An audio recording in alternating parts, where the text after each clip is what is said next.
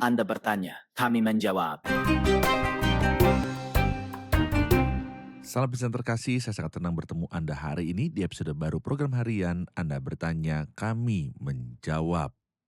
Pertanyaan episode hari ini adalah apakah bencana air bah itu bersifat lokal atau global? Dan untuk menjawab pertanyaan ini kita akan bertemu setelah rehat.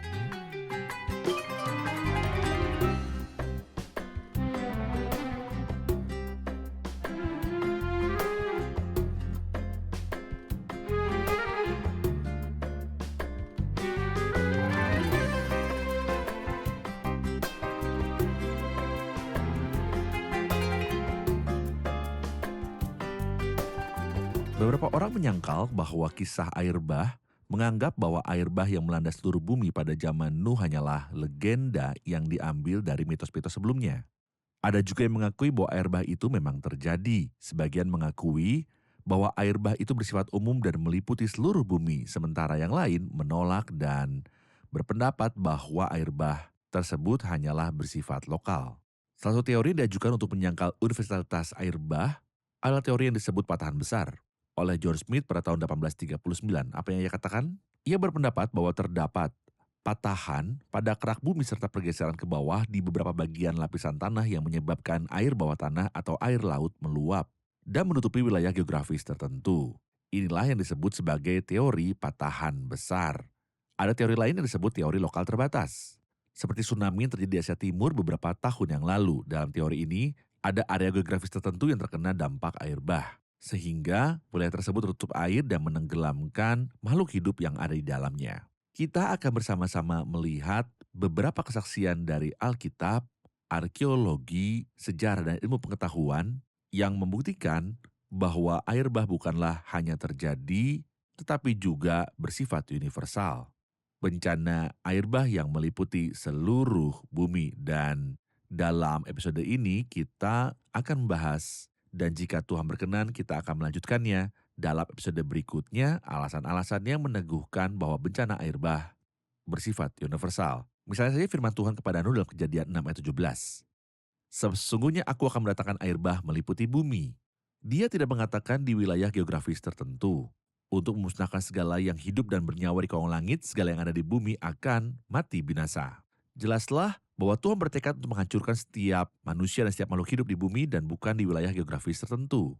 Segala yang ada di bumi akan mati binasa. Tuhan bertekad untuk menghancurkan semua manusia dan semua makhluk hidup, dan hal ini tertulis dalam Kejadian 6 ayat yang ke-17.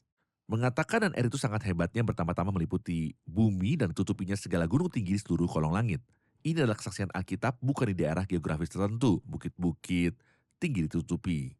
Juga disebutkan dalam ayat 21 sampai ayat yang ke-23, lalu mati binasalah segala yang hidup yang bergerak di bumi, burung-burung, ternak dan binatang air, dan segala binatang merayap yang berkeriapan di bumi, serta semua manusia.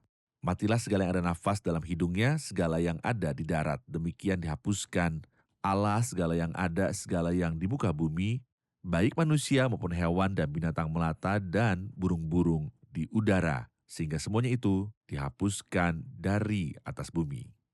Semua yang saya baca adalah kesaksian dari teks-teks kitab suci mengenai universalitas air bah. Seseorang mungkin berkata pada saya, tetapi semua ini ada dalam kitab Kejadian. Saya menjawab, mari kita baca perkataan Kristus sendiri dalam Injil. Dalam Matius 24 ayat 39, Kristus menunjuk pada universalitas air bah dengan mengatakan hal berikut. Dan mereka tidak tahu. Mereka tidak tahu apa? Tuhan berkata, sebab sebagaimana mereka pada zaman sebelum air bah itu makanan minum, kawinan mengawinkan, sampai kepada hari Nuh masuk dalam bahtera, dan mereka tidak tahu akan sesuatu sebelum air bah itu datang dan melenyapkan mereka semua. Melenyapkan mereka semua, ya, itu melenyapkan mereka semua. Artinya semua manusia? Semua manusia. Petrus juga dalam surat pertamanya pasal 3, dalam surat keduanya pasal 3, merujuk pada peristiwa air bah sebagai bencana universal, dan dalam surat keduanya ia mengatakan tentang dunia saat itu masih ada, ia binasa dimusnahkan oleh air bah. Namun apakah kita memiliki kesaksian lain? Saya berbicara tentang kesaksian Alkitab. Dan sekarang saya akan bicara tentang kesaksian logika. Apa itu logika? Artinya adalah jika maka. Anda harus berpikir sejenak. Baik, apa itu? Jika maka artinya jika Tuhan berketetapan untuk mendatangkan air bah hanya pada satu wilayah geografis tertentu, karena di sana terdapat orang-orang fasik, misalnya Babel atau daerah tempat manusia tinggal pada waktu itu, yaitu Mesopotamia, Mengapa Tuhan memerintahkan Nuh untuk membawa sepasang dari setiap jenis hewan ke dalam bahtera? Tuhan bisa saja memindahkan hewan-hewan tersebut ke bagian lain di bumi dan melestarikan spesies mereka. Lalu setelah air bah berakhir di wilayah geografis tersebut, Tuhan mengembalikannya. Lalu mengapa Tuhan memerintahkan Nuh untuk membangun sebuah bahtera dan menyuruh orang-orang masuk ke dalamnya? Seharusnya cukup bagi Tuhan untuk mendatangkan air bah di wilayah itu saja dan menjaga sebagai manusia tetap berada di luar wilayah tersebut.